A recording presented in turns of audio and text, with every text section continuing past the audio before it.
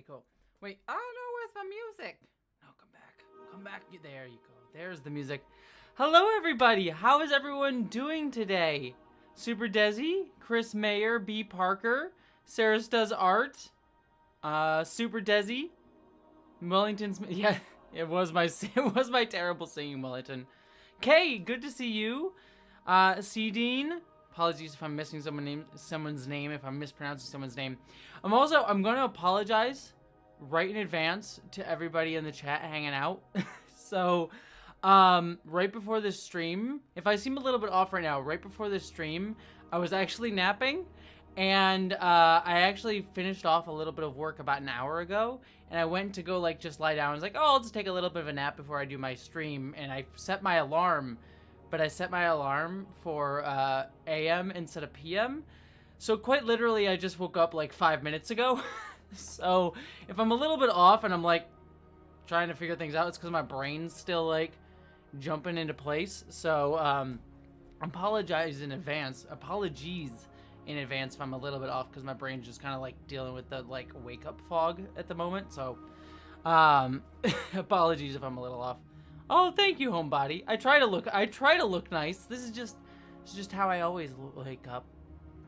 It's not the case. You should see my big problem with falling asleep. What's the best way?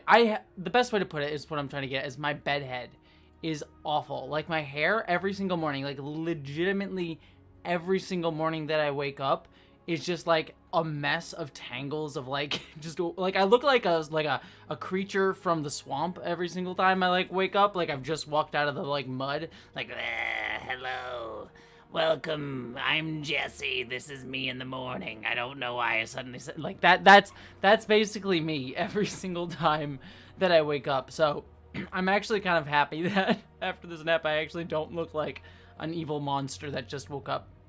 So thank you, Adrian.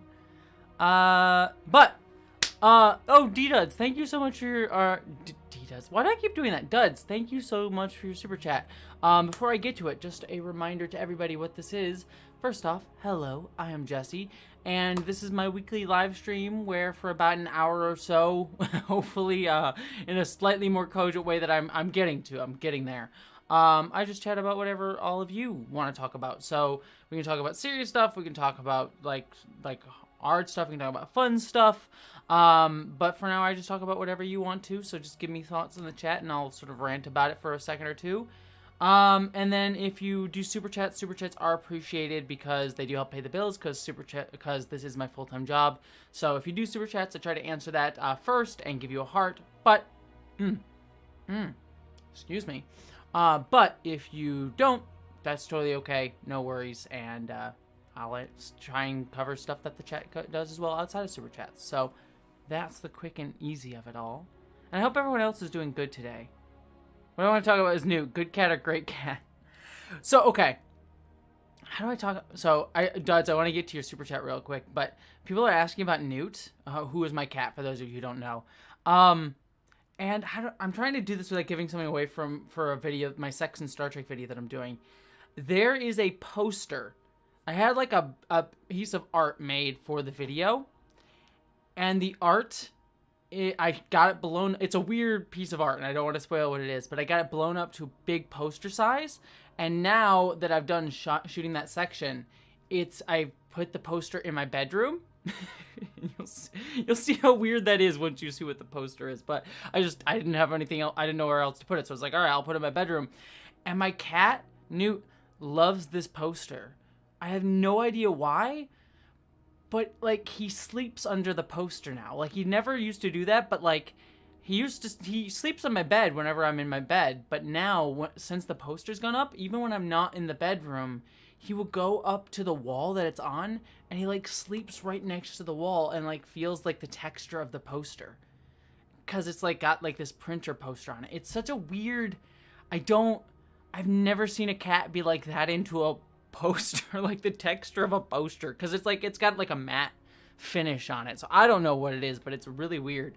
So I thought that was funny. So Newt's doing good. He's got a weird love relationship with my poster going on. But yes, Duds, you had a super chat, so I want to quick answer that. Heart to you.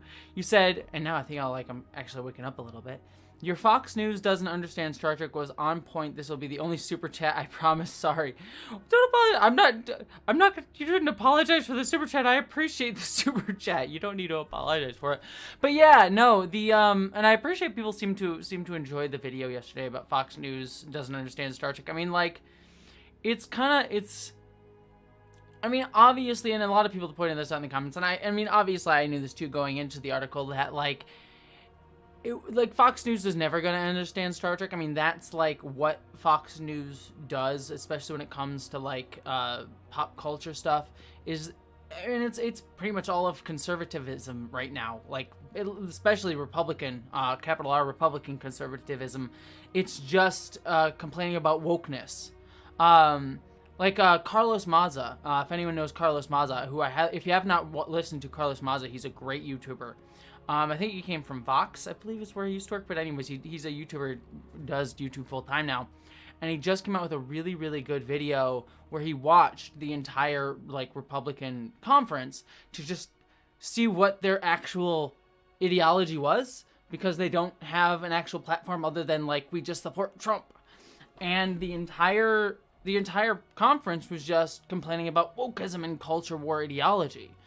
Because that's all they have right now. They just focus attacks on trans people, on wokeism, whatever, which wokeism is like vaguely defined as whatever the main issue is of the day, in order to like stoke anxiety and anger and fear mongering within their base, and it's just kind of frustrating. And so, when you look at like the Fox News article, of course it was going to misunderstand Star Trek. There was no way that they were ever going to understand Star Trek because they weren't, like, it doesn't serve their interest to, and it's deliberately misframing that. And that's like when you look at the article, it's like they clearly, probably intentionally, are missing the point of their of Star Trek because they just wish to stoke people's anger about wokeism in Star Trek. And they go and look back. It's like, look, Star Trek was always about both siding the issue. People saying, like, Star Trek was always about both siding things. I'm like, no.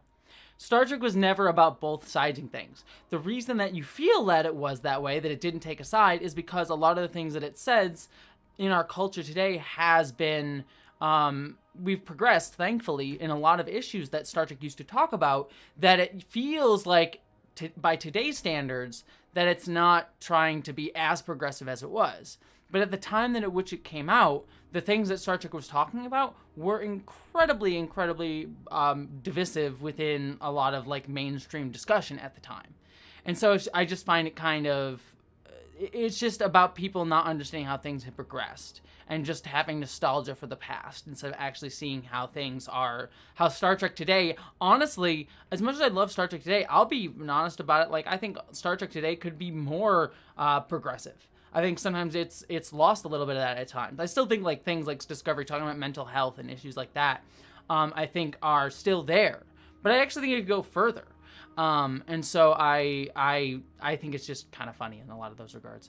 For those of you who don't know, since William Stewart asked, the Fox News that I was referencing, I forget the exact title of it, but it was something like Star Trek has gone woke, essentially. It was like the Starship Enterprise... Star Trek takes the Starship Enterprise where it's never gone before. Woke politics is the name of the article, which just like on its face is hilarious because like make fun of. I mean, pretty much every science fiction show is got progressive politics in it, from like Star Wars being literally about like a metaphorical Viet Cong sort of idea and against like fascism explicitly. So science fiction is pretty much always woke. But Star Trek in particular is a particularly galling one to claim has never been woke before. Out of all of them, Star Trek is probably one of the more didactic of all of them. So I think it's kind of funny. Yeah, show me the Bell Riots, cowards. Thank you, John. I agree. Like the Bell Riots are some of the most like overtly woke things in mainstream science fiction that you'll find. Mainstream televised science fiction. I think today probably the most political science fiction that I've seen would have been what am I blanking on the word? Watchmen, the HBO sequel series, I guess is the best way to put it, to Watchmen the comic. it was probably if I'm like picking like the most progressive and like bold TV show, it'd probably be that in terms of science fiction. I love that show so much. If you have not seen the Watchmen sequel show, fan-frickin-tastic. Like one of my favorite pieces of media of the past like 5-6 years. So, okay. So I just want to quick check some other ones. Other super chats here real quickly, just making sure I'm not missing anything. Alex Miller, heart to you, my friend. Mwah, you are lovely. You said, hey, Jessie, any final non-spoilery thoughts about Halo now that the season over? I really liked it more as it progressed, especially the Spartans. Yeah, if you want my full season thoughts on Halo, the series, I actually did a review of every episode, and then today I also, Today I also released my review of the entire season as well, so that's on my secondary channel. And I'll keep this spoiler free, but best way to put it is I ended up really liking Halo the series quite a bit. Well, quite a bit. Not quite a bit. I think I would give it like a solid 6 or a 7. I think it's a good science fiction show. And I feel like a lot of it feels like The Expanse light. Like if any of you love the TV show The Expanse, I think Halo is kind of in a similar vein to The Expanse, but not as good. It's a little bit more of like a B-tier science fiction take on The Expanse. And I still enjoy that. Like, not as good Expanse, it's still pretty good because The Expanse is fantastic. Another show that I really love. And so, watching the show, I ended up enjoying it on that level. It's like just like a fun TV show to just get some of the same vibes as another show that I really like. However, it did take me, admittedly, some time to get over the fact that the TV show is very much not like the games. Like, it's a very different beast than the games. And for me, as someone who, oh my gosh, that isn't, wow. Tris, I just want to say thank you right here. I'm going to thank you right now for your super chat. I have other super chats to get to, but that is, thank you very much, Tris. I really appreciate that. Sorry, my thought process, that was just, I had to stop and say thank you, Tris. That is very kind. I appreciate that very much. Sorry. I appreciate that. Sorry, my brain just got, distracted. Tris, thank you very much. About Halo, it took me a little bit of time to get over, I lost my train of thought. It took me a little bit of time to get over how different it was from the games. This is what I was going to say. How different it was from the games. For me, though, that's a little bit easy because I am usually pretty good at taking things on their own terms. Like, just sort of removing my preconceptions of something and taking it as it comes at me. And so for me, that was pretty simple. For other people, though, I saw a lot of vitriol against the show, especially from like big Halo fans because of how different it was. Now, to a degree, I can understand that because if you're a fan of the Halo games, like I am, but if you're a fan of the Halo games and you were coming into the show and expecting it to be like the big adaptation of Halo that you've always wanted, and it wasn't that, I can understand being deeply disappointed in that. Because it is so different, and how it can feel, and it possibly even cynically might be that the writers, or at least the studio, was using the IP to just like strap on like a different bad word choice there, or good word choice, like a different story that it didn't fit the games, and just trying to like make money off the IP. It's a fair assessment, but for me, though, I think the show actually covered a lot of the same thematics of the games, just in a different way. I mean, the games were always about, thematically, free will and control. Like, if you look at the Covenant, it was always about religious control and how religion was often used to control other people. Like, the Covenant were all about that in the games. And the show is doing that, but using, like, the military discussion of Halo to discuss those same themes of control. So I think it's still thematically in line with the games. I understand people being upset with it. My biggest problem that I saw with the discussion was the vitriol, because everything needs to always be vitriolic when it comes to discussions on today, and it just disappoints me. And people say, I saw in some comments on my review of it that people are saying, Jessie, you're too forgiving of the negatives of a show. They say that about my review of Picard, of my review of Halo, of other shows. And I'll be honest, yes, probably. I am probably more positive on TV shows and media than many other reviewers. But to be frank with you, in especially on YouTube, and I'm not saying all criticism of this is this, and there are really good critics on YouTube. Dan Miller, I think, is a great YouTube critic, by the way, even if I disagree with him sometimes. But so much of criticism on YouTube nowadays has gone to, like, thing has to be great or thing has to be terrible. Thing good or thing bad. Always. It has to fit in those buckets. And usually it's very hyperbolic and negativity sells. I mean, it's very honest, like, reviews that I do that are even slightly negative, like, even if it's framed slightly negative in the thumbnail, those perform better.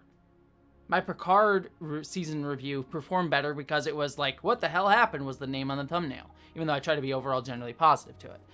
Because negativity sells, and I'm like, I want to be positive on something, and so I just get tired of the vitriol and attacking that always goes after shows like this. Like, oh, the writers suck. Oh, they're hacks. I mean, get angry at the show for not delivering, but I just hate vitriol, and it honestly depresses me. So, yeah, do I look for the positive in things? Sure. Maybe that's a bit biased, but it's what I like it to do about media. It's how I like to talk about media. I like to talk about media in ways that are, like, constructive. Even if I dislike something, I want to be constructive in it rather than tearing it down, because that's just more... It's more interesting to me. I think it's more helpful. I think it's more nuanced. That's just me. And if you don't like my take on it, that's fine too. I assume most of you here do, because that's why you're here. Anyways, that's my thoughts on the Halo show. My only major problem with the show, like things that I like really disliked, is the character of Kwan. Without spoiling too much, she is a very superfluous character, and I really disliked how they took she's a Korean character in the show. Not only like Korean as just like she's a Korean actor, but they very much code her culture in the show as Korean. Like her father speaks Korean to her. There's a lot of Korean influences in it, even though it's set in the future and science fiction and stuff. So they have a Korean coded character, but she's very superfluous to the plot. In fact, the way her plot gets revealed in the show is incredibly superfluous to everything. Sorry, I'm just jumping back and forth so I can make sure I get to some super chats because now I'm ranting here. She's just very superfluous to the plot, and it's very obvious she's superfluous to the plot, and it bothers me that they took like this coding of Korean culture and made that the character that is like very ancillary and there to like just help the white dude main character. That bothered me. But again, I'm not upset about it because I'm not Korean, so it's not my job to get upset about it, but it read to me as uncomfortable. But that being said, overall I still like the show. So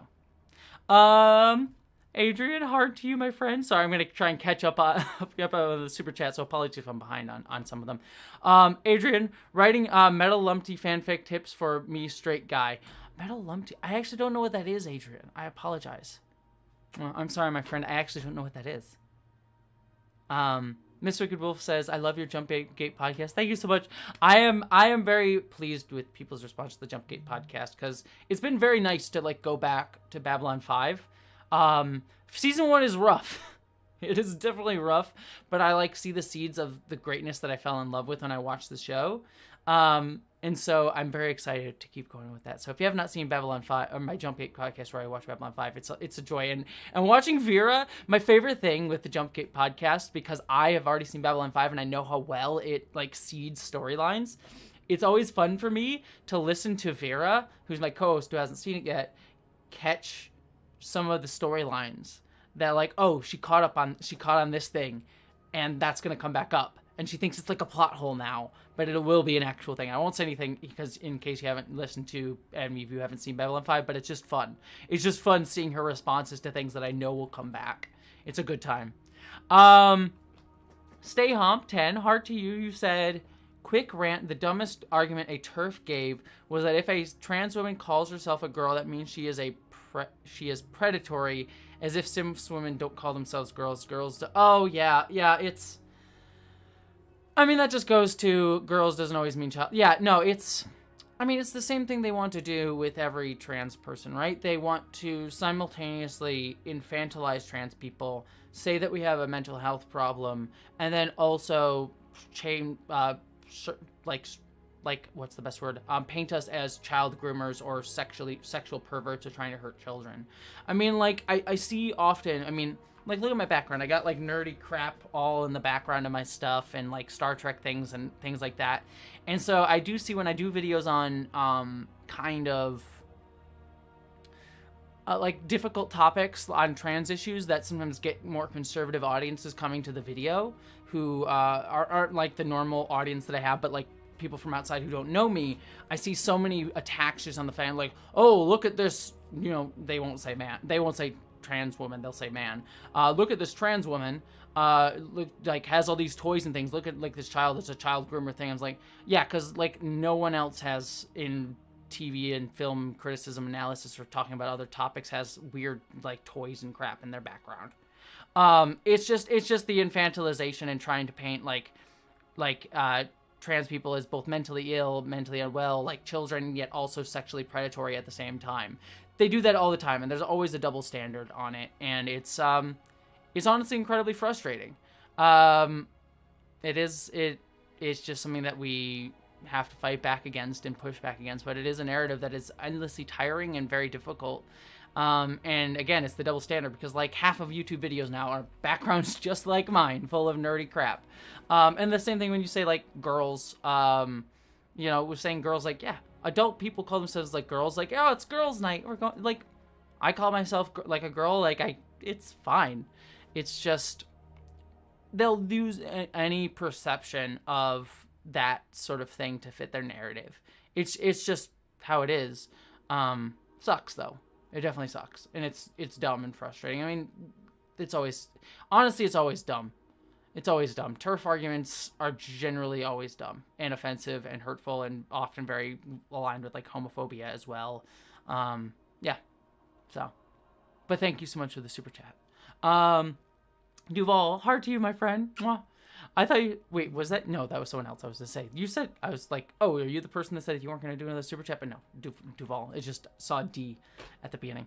I always kind of enjoyed the alternate world history of Star Trek with the eugenics wars happening in the late 90s. Now that they've canonically changed that, it kind of bothers me. I mean, yeah, this is the problem that, so you're talking about, for those of you who don't know, what Duval's talking about there. So the eugenics wars were referenced in Star Trek history in the original series as happening in the 90s because at the time the show was in the 60s. So they were like, oh, we have so much time to get to the eugenics wars, and franchises weren't really a thing at the time, at least not on the scale that we see them today. So the writers of Star Trek didn't think that like the lore that they were putting in their show was ever going to matter 30 years, 40 years, 50 years, 60 years down the line. So they're like, oh yeah, eugenics wars happens in the 90s, some future far off thing. Because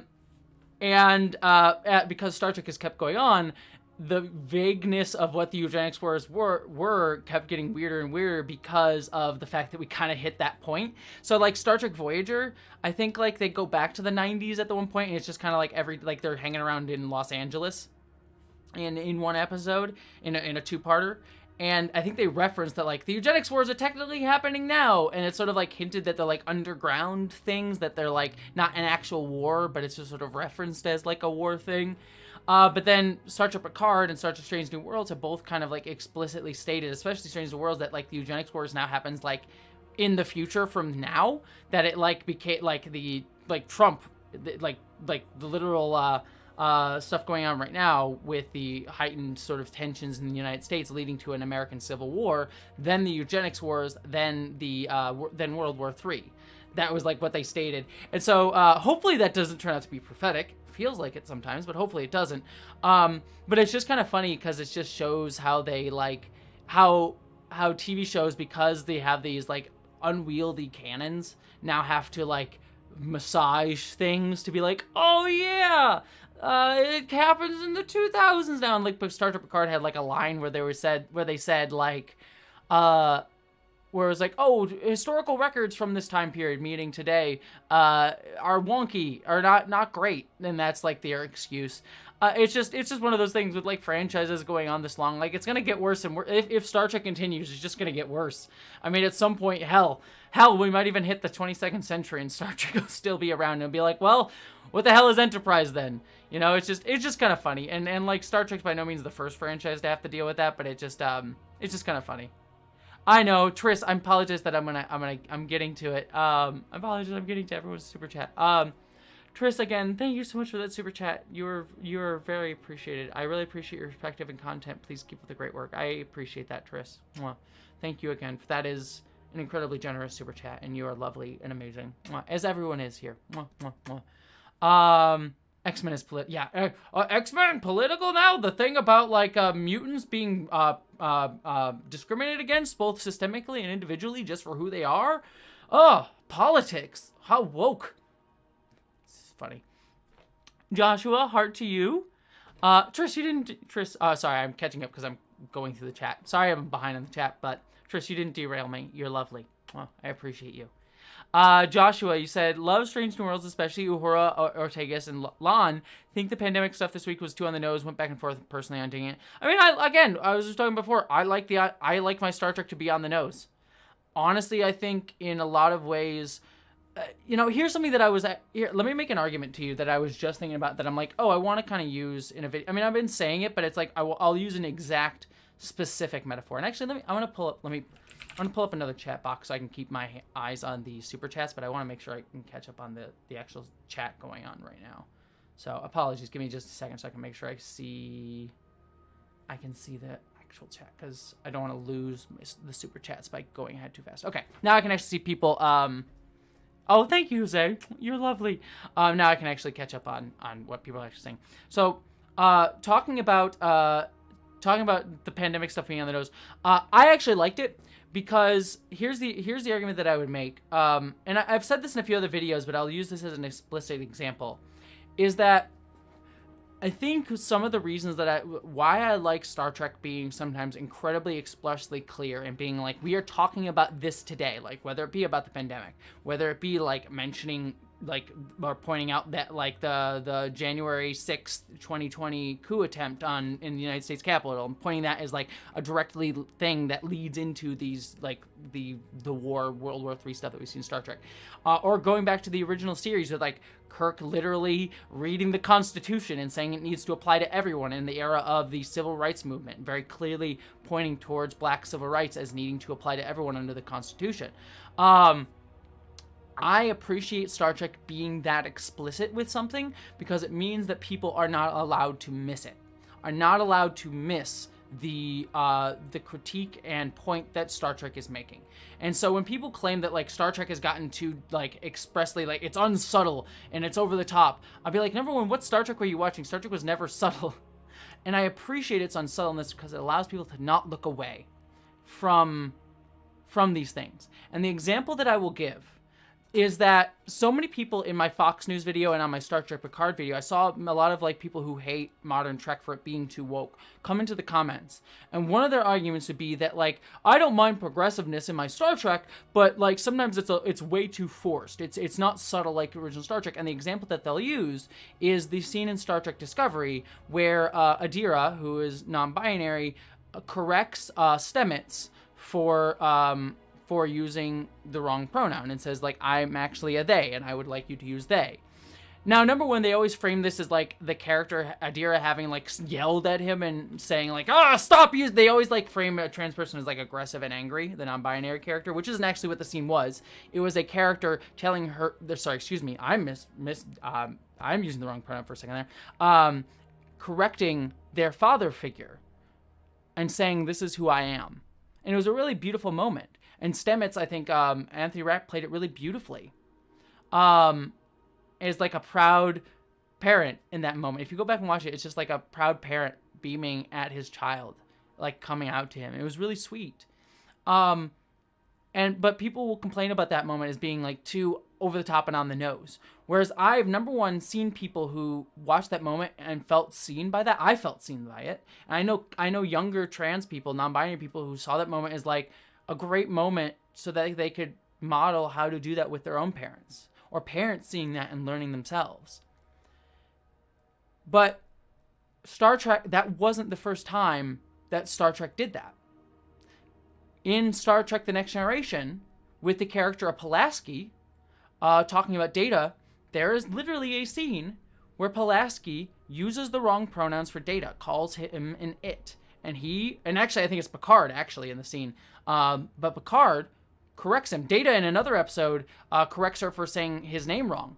She says, she calls him Data, and he says, my name is Data, and it's my name. Kind of like a dead naming scene. And it's a great scene to model that behavior. Yet, because it was written in a metaphor that was coded as like, oh, Data is an android. Well, Data's android storyline could very much allow people to get past some of their prejudices. The people that watch that scene, who are big Trekkies, but are the same people complaining about Adira doing the same thing in Star Trek Discovery, don't make the connection, because they were able to look past they weren't able to look past the alien metaphor, the android metaphor of Data. And so because of that, because Data was shrouded in metaphor, they don't understand how Data's situation, dealing with Pulaski, is the same thing that trans people in many ways deal with ourselves. And so when they see trans people explicitly doing that in Discovery, they get upset by it because they didn't make the connection beforehand and are now having to address it like right up front with themselves. And so that's why I love Discovery in a lot of ways. Like, I have issues with Discovery's writing. Discovery is not a perfect show, but I love that modeling and being very clear, this is what this is about. I think we need that now more than ever. And, you know, Star Trek was never subtle. And honestly, I think it may be sad, but I think we need more messages like that in our mainstream science fiction. Of being like, this is what this is about. You do not get to look away from it. So, anyways, thank you for allowing me my rant there, everybody. So, James Hodge, what did I miss? Just clearly ain't paying attention. Yes. That was one of the sweet. It reminded me of the way coming out of my mind. Exactly, the Molly J. It was, honestly, that scene meant a lot to me. I wish, honest to God, I wish I had seen that Adira scene when I was a kid. Honestly, I wish I had been able to see it, because it would have allowed me to come out to my parents sooner if I had seen that. If I had seen that it was okay for me to do that. As it is, I didn't come out until I was 21 years old, which is even younger than many other people get the chance to. But I wish I had gotten it sooner. And thank God for Star Trek Discovery for doing that. It means a lot to me. Samantha, so I'm catching up on some of the other super chats, but Samantha, I just saw your super chat. Heart to you. Your Loki video means so much to me. I wanted you to know that I'm gender fluid, just like Loki. Well, awesome. Yay. Hooray for being gender fluid. And thank you. That Loki video was one that I was really, really proud of. And I'm glad that people are still finding it. Honestly, that was one of the first videos, not the first, one of the first videos I was like, oh, I can actually do this. So thank you very much, Samantha. Ulysses, that is, I know I'm behind on super chats. Everybody, you're being incredibly kind. Ulysses, that is incredibly kind super chat. Thank you so much. I appreciate you, Ulysses, and everybody, literally everybody here. I appreciate all of you. You're amazing and wonderful. And Ulysses, thank you for being so generous. And I just, I'm gonna get to your super chat, but that amount was very appreciated, and everyone who gave a super chat is like incredibly appreciated. I appreciate all of you. It's the one thing I hate is I can't tell people how much I appreciate them enough. If it was up to me, this would just be a live stream with just me telling you how much I adore you for an hour. But I also do want to talk about what people want to say. So Joanna Oakley, I love you. You said, shit, I'm late, but buy yourself some sushi if you like sushi. Joanna, do you not know me? Sushi's my favorite thing. I love sushi. Every Friday. Like, literally, if I could have sushi every day, I would have sushi every day. Would probably not be good for my wallet or for my health. So, I do sushi night every Friday. A friend of mine, we watch a movie or something. Usually, we watch a movie or something on Friday nights, and I get, like, some sushi, and we just watch a movie. So, thank you. I will use that to buy sushi tomorrow night. So, thank you very much. You're lovely. Yes, Dr. Tisha. Hello, fellow gender fluid folks. You're freaking awesome. Let's see. Oh, thank you, Lewis. By the way, Lewis, you said in the chat, thank you for your awesome stream on Saturday. Lewis, I saw your comment that you left on the stream on Saturday stream, and I want to say thank you for that comment. That was very nice and very kind, and I just thank you for that. I appreciate it, and I'm glad that the stream was helpful. It's what I try to do always. So thank you, Lewis. Let's see. Panzer Nick, thank you so much to your super chat. Heart to you. You said, I just got prescribed Fem HRT today. I found your channel earlier this year when questioning myself, and you've been an inspiration being a fellow Trekkie, trans girl Trekkie. The journey for me starts now. Panzer Nick, congratulations. I know other people in the chat have already said this, but congratulations, Panzer Nick. You are lovely. That is amazing. Absolutely congratulations. And HRT, especially starting off, can be a hard journey, but always like one that is like just a road filled with, especially for me, if you're anything like me, filled with discovery and joy and happiness. And it takes longer than you wish it will, but shorter than you think it will for it to take the effects that you want. But also just know it's going to be sometimes difficult. I know for me, my starting off HRT was emotionally hard because, oh boy, does estrogen mess with your emotions sometimes. So be prepared for that. But otherwise, Panzer, absolutely congratulations, and I wish you nothing but absolute joy and amazing, and I'm so glad that I was able to help in any way on that journey. And I love you and adore you, and I look so forward to you being able to like discover your best self through your body and through estrogen and all that stuff. Like, that's wonderful. So you're lovely, Panzer. Oh, thank you, Zombie Helper. You're lovely. Do you crave pickles like wild? I do crave That is one thing. Okay, I'm going to warn you, anybody who does start estrogen, especially when you're just starting off, if you're anything like me, I've gotten better about it because I eat better now. But when I was starting off for the first year or two, I had such a salt, like a sodium deficiency, because it does cause you, depending on what you're using, can cause a sodium deficiency. And so I was like putting salt on freaking everything. Like I was buying like American style Chinese food that's just like salty as all hell, and just putting even more salt on it. Like pickles, eating pickles because pickles are like full of salt. So be warned, you're probably in for a lot of like salt desires, and pickles being usually very sodium rich, you might get addicted to pickles. Like it's a weird thing that's in the trans community. It's wonderful. So just be ready for that. Salt vampires are real and they're trans people. Exactly, John Mack. Okay. John Vinnels, heart to you. You said, was just listening to the School of Movies podcast on Moon Knight. Good podcast thing. You enjoy it. I will check it out. I have too many podcasts I'm listening to, and I'm behind some book reading that I'm doing. Also, by the way, I might do a whole video on it. Let me know in the chat if you're interested. I want to do possibly at some point. It won't be anytime soon. It'll probably be in the next few months, because I'm not planning on doing a video for a little. I'm finishing off videos I have now, and then I have surgery, and then I have a few other videos planned after that once I take a little bit of a few weeks long break after my surgery before I get back to doing more videos. But one thing that I'm reading now, so this is an aside that from what your thing was, John, so apologies, but I reading the Life is Strange comic books. And if any of you have not read, if you're big fans of the Life is Strange games, which I am, I'm a huge Life is Strange fan. I mean, that's why there's the Life is Strange poster on my wall over there. If you're a big fan of the Life is Strange games, you should read the comic, because it's freaking fantastic. I am like reading through the comic series right now, and it is so freaking good. Like, go read it if you're a Life is Strange fan. I might do a whole video on it just because I kind of want to rant about how much I love them.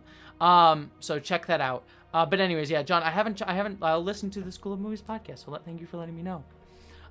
Geek Filter, hard to you. You said I have about 2 minutes of energy left, which probably means you're done with Geek Filter, so apologies that I didn't get your super chat sooner. But want to say hello, my friend, and hope all is well. Sorry I've been AWOL too, Geek Filter. I've been so busy, so I haven't gotten back to you. A couple messages that you'd sent, like I think yesterday or the day before. So I will get back to you, but thank you, Geek Filter, and I hope you're doing all right, my friend. Catching up. Oh, thank you, Moonflower, for saying Jump Gate is great. Super Desi, heart to you. Thank you so much. You're responding to something I said earlier, but you said your efforts to maintain positive reviews, especially for those productions that you take issues with, are what makes your voice so resonant and strong. Well, thank you, Super Desi. I'll be honest. It's been kind of rough, especially the past week after the Star Trek Picard video, because the response in some of the comments on that video, and most people, 90% of the comments were generally good, but because Star Trek Picard was the show that kind of became the hate thing for the moment, there are so many videos around the internet, complaining about Star Trek Picard and hating on Star Trek Picard, claiming it's the death of Star Trek. There's always a piece of media that gets that treatment. And look, I'll be honest, I didn't like Star Trek Picard. Like, Star Trek Picard Season 2 disappointed me. I really did not like Star Trek Picard Season 2 for a myriad of reasons that I articulated in the video. But I hated doing that because I want to be honest with you all in my videos about why I dislike something. And I don't want to like lie, but I don't like feeling like I'm adding to that like hate cycle. Like I don't ever want that to be the case. And so that was the whole section in that video where I tried to make very clear, and some people took it didactically. Angry Joe came in the comments himself to complain at me that I was too positive, despite the fact that I was agreeing with him. So that's a thing that happened, which was wild to me. He was yelling at me for being too positive, even though I was agreeing. It was a wild thing. Regardless, though, it's like I always want to try and be constructive. Like, the way I try to go about writing my reviews is imagining that and I don't know if the writers will ever see the things that I watch. I do know that some Star Trek Lower Decks writers watch my reviews. As for everyone else, I don't know. But in terms of like any of the other stuff that I do, I have no idea if people watch or not. But the way I go about thinking about the review is like, is this, if the person was sitting in the room who wrote this episode, is the way that I am saying this going to be helpful to them? And that's the kind of point of view that not that I want to like hide anything. Like, I would be like, if I'm here just trying to be honest with you and saying like, this is, if they came to me privately and said like, tell me what you think of my review or my episode, and I'll be like, all right, here's my honest opinion. That's the way I go about thinking about it. Not in a way to be like, you suck, your stuff is trash. But it's like about trying to be like, well, here's how I'd make it better. Here's what I saw that I really loved. Here's what this meant to me. Here's what resonated with me. Here's where I think you have like a really good theme or idea or through line. And here's where I think it was effective. Here's where I think it wasn't. But that's the way I try to do it, because I want it to try to be constructive. Because I think thinking about it in that way, like having that person as like my, like in my head audience, allows, I think, not only for like it to be constructive to if that writer or someone actually watches it, but I think more importantly, what it actually does, regardless of if that person watches it or not, is allows the audience conversation to also model that constructiveness, that it doesn't fall into toxicity, that it doesn't fall into being hateful or angry.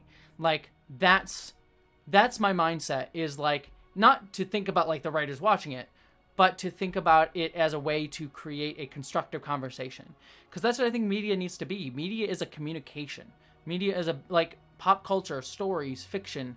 It's about creating communication. And so much of our stuff today, because of capitalism and everything being seen as product, tries to say, oh, it has to be a good thing or a bad thing.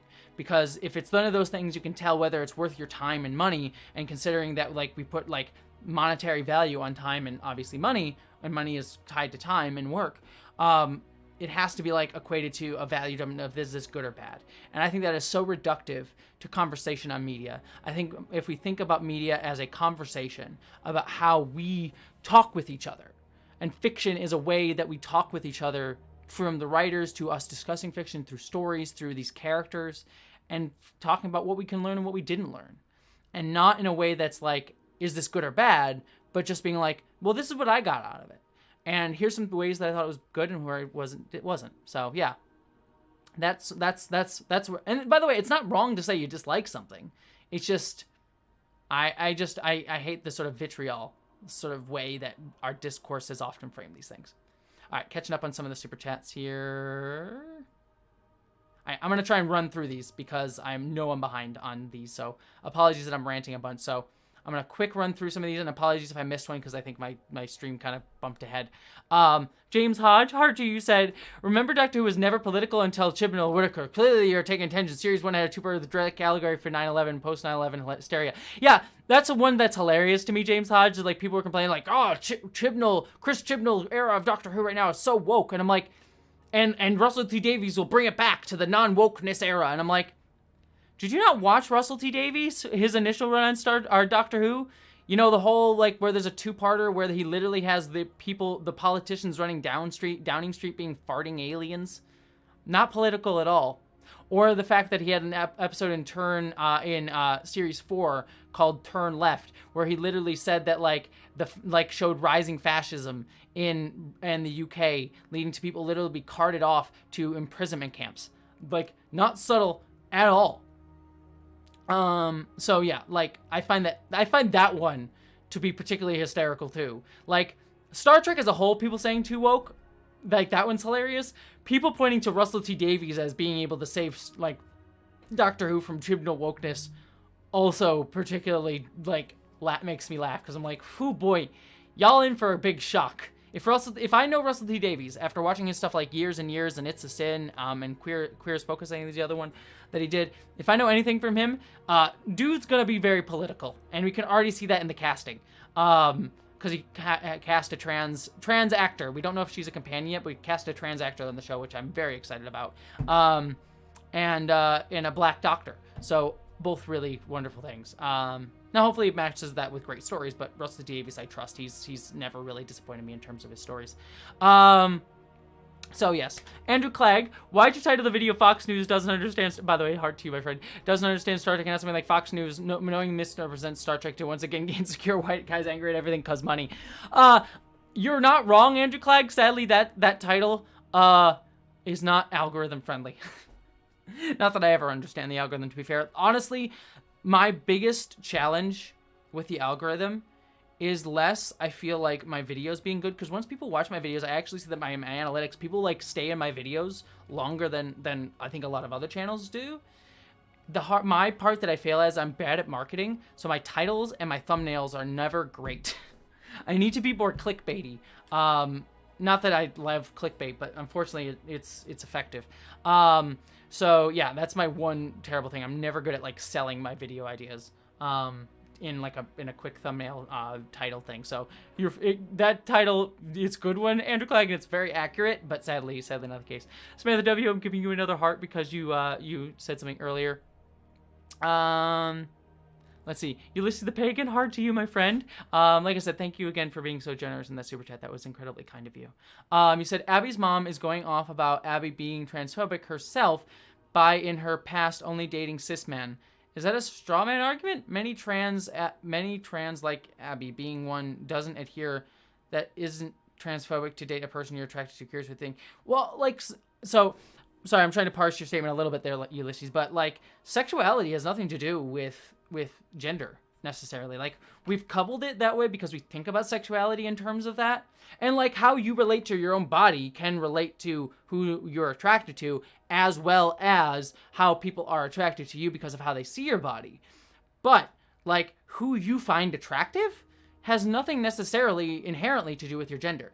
Now, again, we've tied it to that because we say, like, gay, which, like, assumes, like, when we say gay, one of the big problems with saying gay is, or lesbian, or something like that, is that it's already presuming your gender when you say something like lesbian. Like, when you're saying lesbian, it's not just saying you're attracted to women, it's saying that you're also a woman when you are lesbian.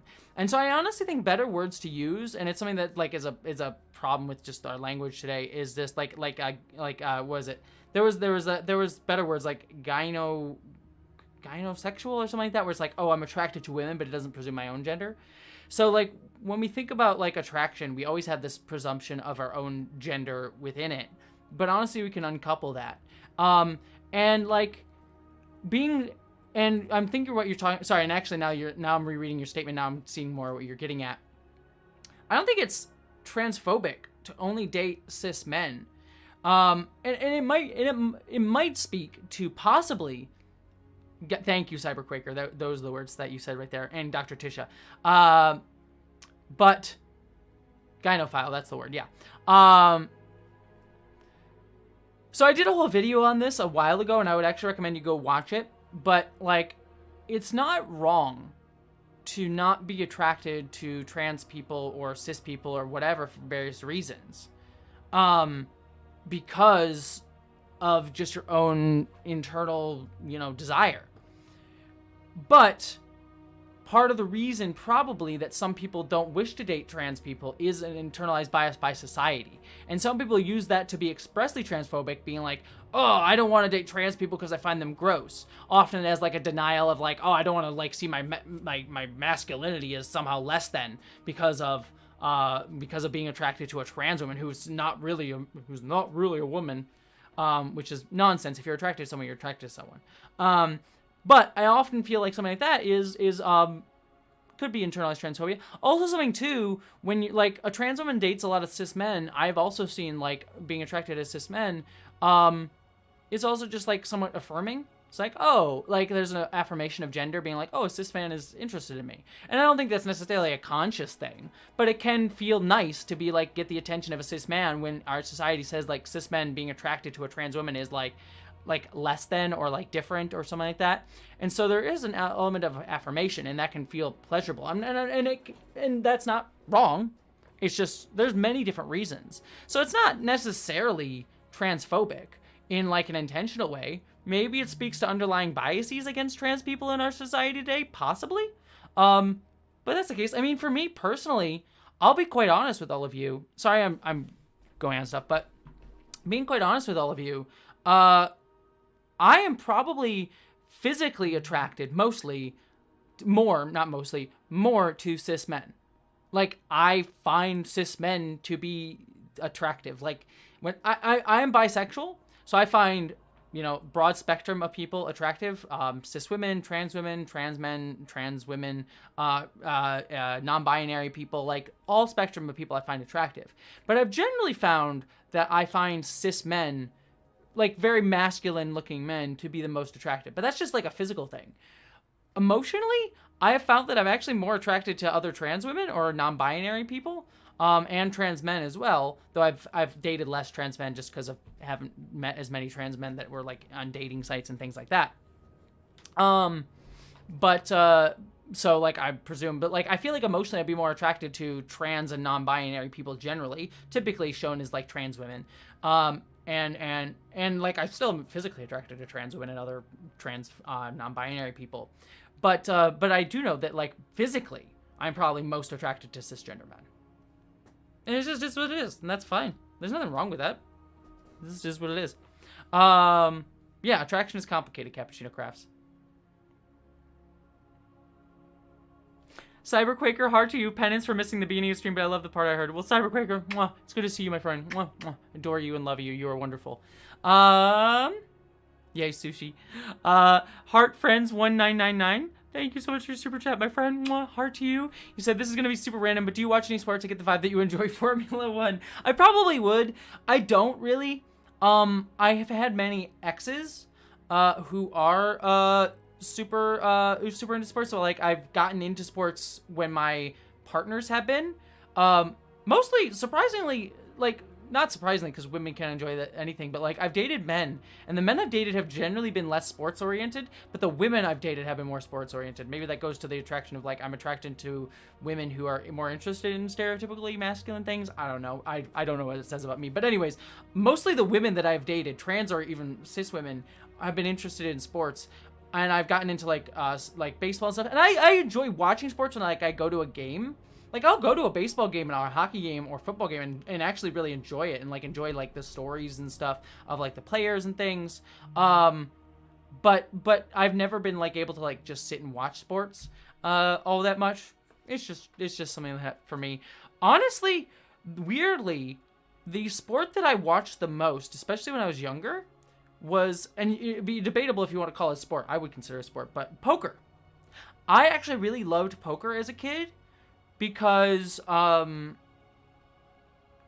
a neurodivergent person, when you watch poker on television, they show you all the cards, so you know what each person has, and you see them bluffing other people. So if you know someone doesn't have, like, you know they're bluffing because you can see their cards and the other player doesn't, so you can like see how they bluff. As a neurodivergent person, as a kid, I think I got like some sort of like understanding of emotion a little. Like I could understand and think about emotion and how to read people's emotions better by watching poker, which is very, very weird because it's just you're aware of people being deceptive. you're aware of how people are being emotionally deceptive in the game. And so as someone who can't read emotions very well, that was a cool thing for me because it was like, oh, I know this person's being deceptive. Let me watch that. And I also just like the numbers and logic of it too. Like as a neurodivergent person, like seeing that, like poker is literally a game where they give you the percentages. They give you like the literal percentages of what the percent chance of this person getting the cards that they want on screen. And so I always just like, again, as like a neurodivergent person who likes like very fact-based numbers things, I always kind of liked seeing like the statistics on that. I think like weirdly as a neurodivergent person, poker was like a really cool game for me to watch. I'm bad at poker. I don't have a poker face. I cannot play poker very well. I can play strategy games very well. Poker though, I'm bad at. Also I like social deduction games weirdly enough. Like Secret Hitler and stuff like that. Like I don't know why. I enjoy it a lot. This Philip Brian, heart to you. You said, keep up the good work. You're an inspiration to this new vodcaster. Love your videos. Well, this Philip Brian. Yes, this Philip Brian. Heart to you. You are lovely. You are wonderful. Adrian, any LGBT tips for me as a straight ally? Biggest one I can give you, Adrian, and I'm just trying to speed through again, is biggest advice that I can give you is listen to LGBTQ people. If you're going to write an LGBTQ person, that's totally cool. Like, don't shy away from writing an LGBTQ person, but do research. Listen to like my videos by other LGBTQ people, whatever, to try and like learn about an authentic experience. And then when you're done like doing that research and you've written your character, go and talk to other LGBTQ people and either listen to them and ask them questions about what you want to put in the book, or have them be sensitivity readers on your book. So the biggest piece of advice as a straight ally writing LGBTQ characters, do the research and have people look at it both during and after as like part of your process to make sure that you do it authentically. That's the biggest advice that I can give to you. All right, catching up on some of these because we're hitting the end of their time and I need to go eat and my voice is also scratchy, so I just want to make sure I get to these super chats. Glam Pixie, hard to you, said, when do you think Disney will stop doing the absolute least with the representation of LGBTQ and disabled people? It's so tiresome being made to be thankful for breadcrumbs. Disney will always do the bare minimum. They always will. They will be pushed further and further into it because, I would highly recommend Vera Wild, my friend Council of Geeks. I don't know if it's out yet. I've seen it because I see some of her videos early. But I think it's coming out either Saturday or I think it's coming out Saturday. She just did a video that's coming out Saturday about media representation and why it's taking so long to happen in movies. And I think I would recommend her video for a deeper dive on that. But the biggest thing is they're always going to do the bare minimum because they can't take it back. If they take it back, they'll get a lot of backlash from LGBTQ people. But if they go forward, they might get backlash from other groups as well. So unfortunately, Disney is always going to be doing the bare minimum. And it's frustrating as all hell. But I want to keep pushing them. You got to keep pushing and pushing and pushing and create that backlash of like, this is wrong. But unfortunately, the answer to the question is they're always going to do the bare minimum. Because they're big corporations. It's a big corporation. So yeah, and it's a sad thing, especially since they're such a big corporation. I mean, you've already seen the backlash that they're getting for doing the bare minimum of standing up against the Don't Say Gay bill. So they're already getting backlash from Florida Governor Ron DeSantis. And a lot of people like going after the woke Disney for doing like the bare minimum, which is just frustrating. But again, that's just the case. So yeah, I would highly recommend Vera's video on Saturday about it. Ryan Voots, heart to you. You said, managing to grow some peppers. Anyone? And by the way, also, sorry, one other thing on Disney. The other thing too is like getting people to fight behind the scenes for it. One of the things that I will say, like Loki's bisexual inclusion is very tokenistic. But the reason we even got that much of Loki being admitting he was bisexual on camera in the TV show was because the woman directing the show was bisexual and she fought for that. And that it was important to her. I wish she would have been able to do more, and I'm certain she probably tried to fight to do more. But unfortunately, she was unable to. So I blame Disney for that, and it's still as Russell T Davies put it, a craven, futile gesture. But I don't put that on the director. I put that on Disney. And so I think putting people in those situations, like having trans people behind the camera, which is why the Netflix protest after Dave Chappelle was so important, because Netflix people are asking for trans people to be in the decision-making rooms at Netflix, which ultimately Netflix denied because screw Netflix. But that's why that's important. It starts there. It doesn't start in representation on screen. Representation usually better starts behind the camera, because then people behind the camera bring it forward and demand it be brought forward. And it's easy to get behind the scenes sometimes too, because we're not visually seen, and so we can get away with being seen as invisible. It's frustrating how that has to work, but that's the case. Let's see. Ryan Boots, you said, managing ghosts and peppers. Anyone have any ideas? Jalapeno, habanero, ghost pepper, California Reaper. Was thinking of pickling and dying. Ooh, that sounds nice. I like spicy stuff. I've never had a California Reaper, though. I might die if I had that, but I like spicy stuff. I'm a big spice person. Fox Elliott, good luck with your surgery. Thank you, Fox. Don't worry, my surgery's not for another few more weeks, so it's not until June 7th? Yes, June 7th, so that's in math. 10, 11, 12, 18 days. 18 days. And then I turn 30 in June 18th, so very soon after that. So soon I'm going to get my face off. It's going to be fun. So yeah, it should be fun. Joshua, and thank you very much, Fox Elliott. You said, Joshua, hard to you. You said, building a Star Trek tabletop RPG from ground up, wanting to make new crew, job classes, and focus on episodic stories with continuing characters. Any tips, ideas? I mean, as someone who I've written for Star Trek Adventures, which is the official Star Trek tabletop RPG. So, best advice I can give you is like, look at that. I don't know. I think it's just have fun with it and allow for expression. I think one thing with tabletop RPGs with Star Trek is try to de-emphasize violence in it. Like, find creative ways to de-emphasize violence with your tabletop RPG.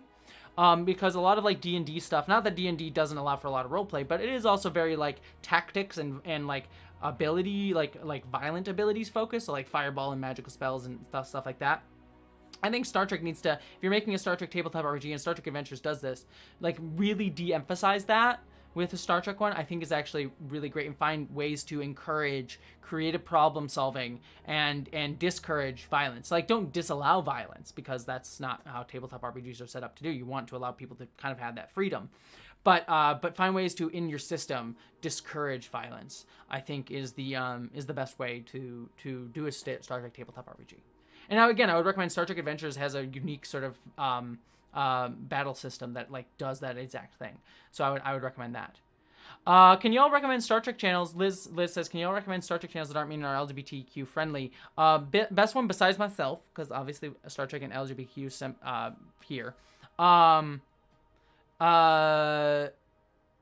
of the things that I would recommend, one of the ones, Trek Culture. Trek Culture is fantastic. Sean Farrick is a gay man. Or is he bisexual? I needed to ask Sean. I forgot. I know Sean is gay. I forget if he's bi. I need to ask him. But Sean likes dudes. I'll put it that way. Sean likes dudes. And he is a fantastic, amazing human being. And Trek Culture is absolutely wonderful. So if you're looking for an LGBTQ, like explicitly LGBTQ friendly, place, Trek Culture, I would highly recommend. I love Trek Culture. Steve Shives is also LGBTQ friendly, though talks about it less directly often, because he's a straight man. He's a great ally, though. I love Steve. Adore Steve, an absolutely wonderful human being, and one of the biggest and earliest supporters of my channel. But I would recommend Trek Culture. Probably is one of the best ones. Trek Central is also good too, for a good Trek channel. And also a little one called Jessie Gender. That's a good LGBTQ friendly Star Trek space. So I would recommend those people. Okay.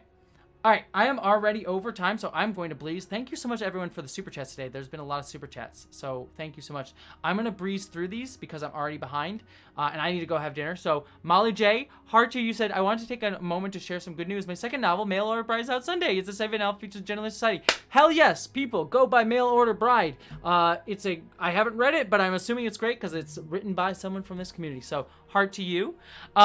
Quick running through here. Diana, heart to you, yay. Finally was able to make a stream. Hope you're doing great. Mwah. Hope you're doing great, Diana. You're lovely. I adore you.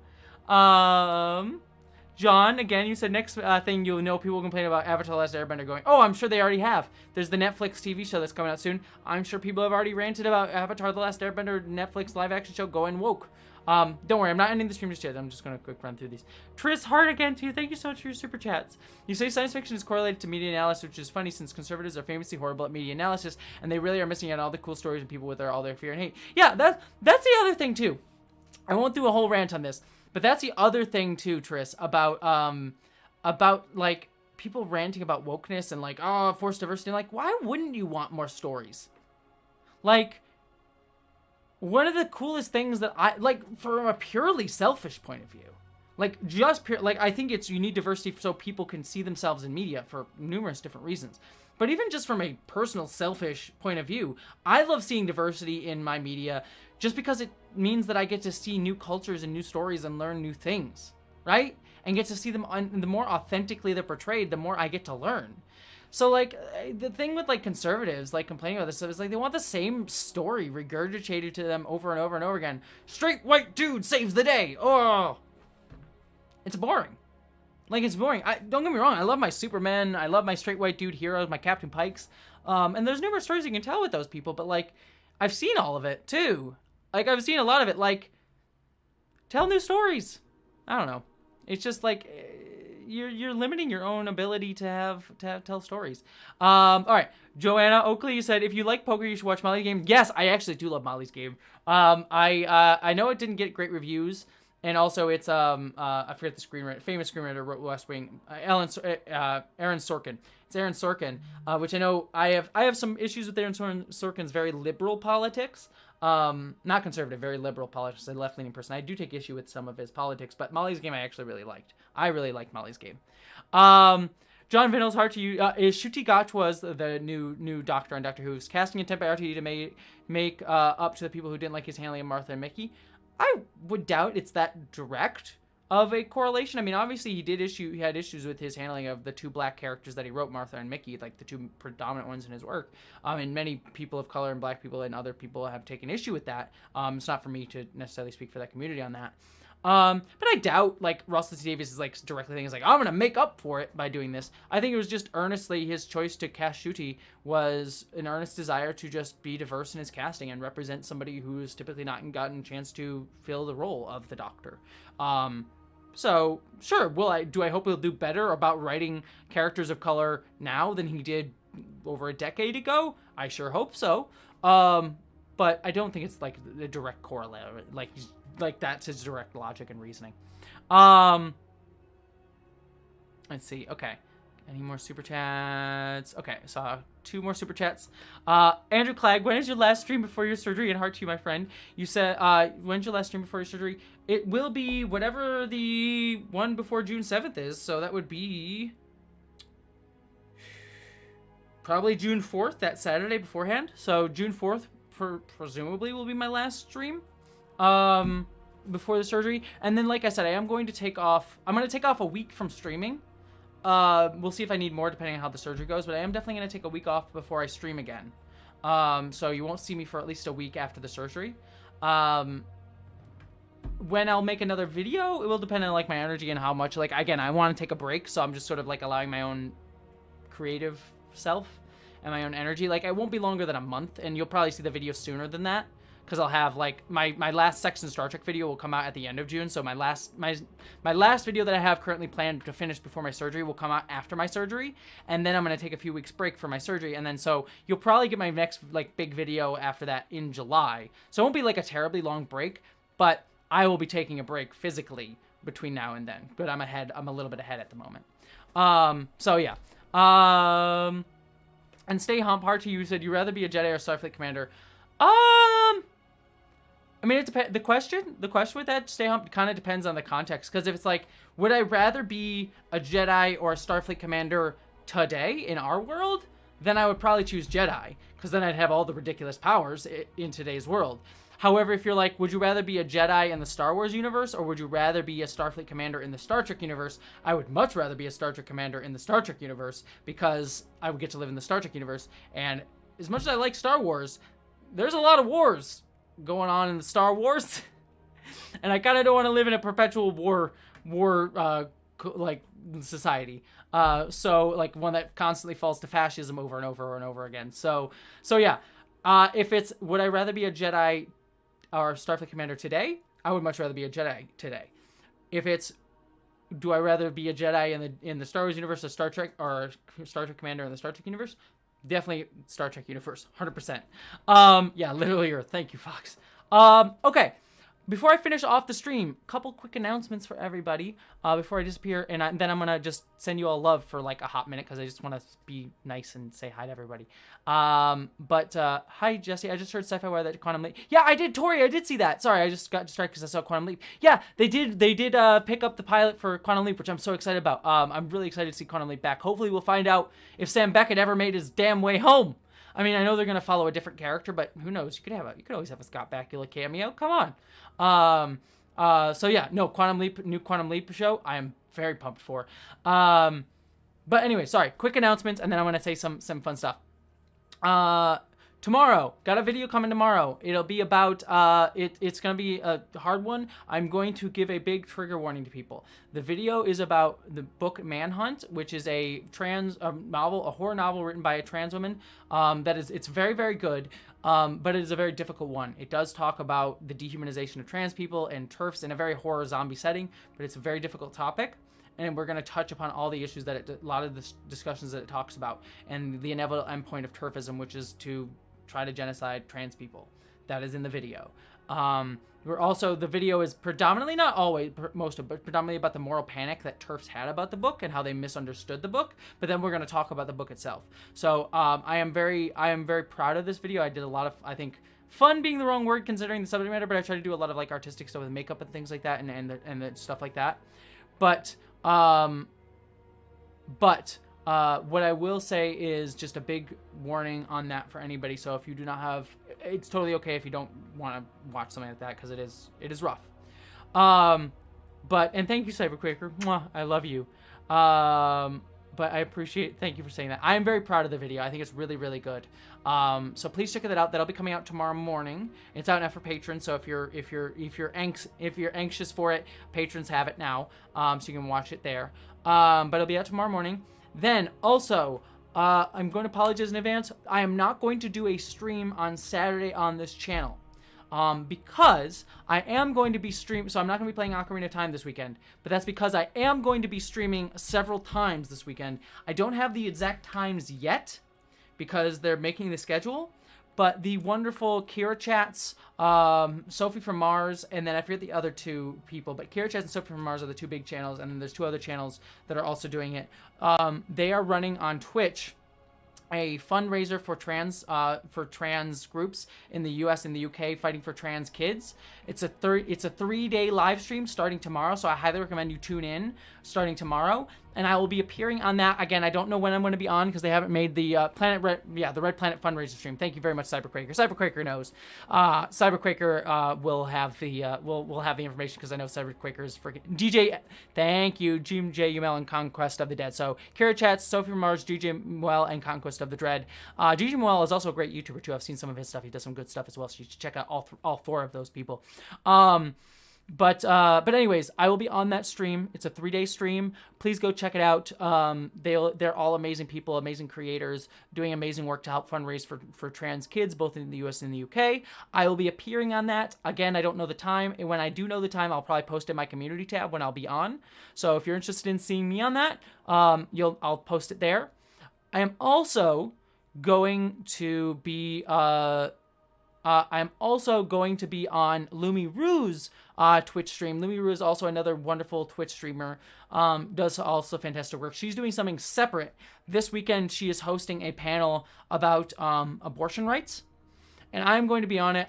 So as a trans woman who does not need to worry about abortion rights, I'm just going to be on there as a perspective as an LGBTQ person, and as a woman who doesn't have to directly worry about abortion rights, to talk about my perspective of trying to be an ally for abortion rights, as also my concerns of the erosion of bodily autonomy rights for women and LGBTQ folks in general, that is sort of indicated by the sort of pulling back of Roe v. Wade by the Supreme Court. So I'm just gonna be on there mostly as an ally, but also to give my perspective. But they're doing a panel on that, so please check out Lumi Rue's Twitch stream. Again, they haven't nailed down the time of that yet because we're trying to coordinate a bunch of people's schedules. So when I know when that is going up, I will also get the time on that. So keep a lookout on the community tab this weekend, because I will be on both the Red Planet stream and Lumiru's panel as well. So please check out the community tab for both of those. But then there will be, because I'm going to be on both of those streams, Jessie needs to take care of herself. So I'm not going to be streaming Saturday night Ocarina of Time. So apologies up front with that. But otherwise, those are the major announcements. Working on Sex and Star Trek. It's almost done. It's almost done. It's almost done. So be on the lookout for that too soon enough. But yeah, video tomorrow, streaming this weekend on those channels. Otherwise, I will love you. Trish, you said, I know you're not live anymore, but I agree your response to my previous super chat entirely. Well, Trish, I'm sending you thank you anyways. You're lovely. Love you all. Let me just say this before we finish. Tori, Adrian, Yoda, Hourglass 8, Triss, Bryce, Fox, Diana, Lewis Darden, who else is here? Admiral Paco, Cyberquaker, Turquoise Star, Malice Attention, Fox Elliott, who else? Molly J, Panzer Nick, Sarah's Does Art, everybody who is listening right now, you are lovely, you are amazing, I adore you all, I thank you all for supporting me, I thank you all for being you, I thank you all for being part of this community. Know that the nonsense that is happening out in the world right now is just that, it is nonsense, and you are amazing, you are beautiful, you are loved, you are cared about, people in this community care about you, and I adore you, and I thank you so much for being here and for gracing me with your presence. It was an honor to spend time with you, and I send you all my absolute love. Okay. All right. I will see you all when I stream this weekend. I don't know the time, but I'll see you all then, and hopefully on the video tomorrow. My friends.